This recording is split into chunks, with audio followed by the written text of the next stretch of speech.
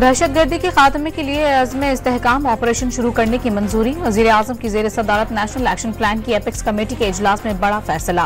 इंसदाद दहशतगर्दी की कौमी मुहिम को दोबारा मुतहरिक करके इंतहा पसंदी और दहशतगर्दी का खात्मा किया जाएगा।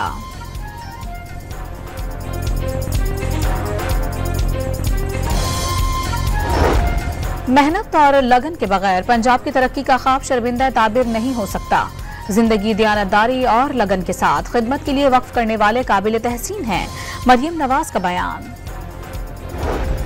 फैसलाबाद के इलाके शरीफपुरा में लैपटॉप की बैटरी फटने से घर में आग लगने के मजीद 2 जख्मियों ने दम तोड़ दिया।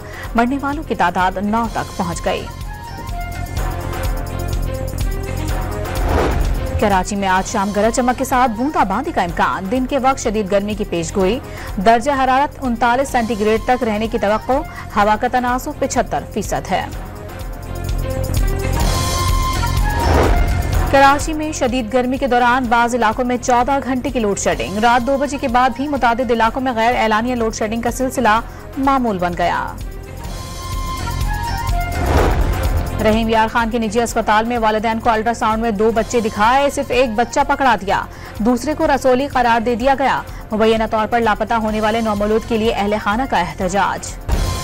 और T20 वर्ल्ड कप का सबसे बड़ा अपसेट। सुपर 8 मरहले में अफगानिस्तान ने ऑस्ट्रेलिया को शिकस्त दे दी।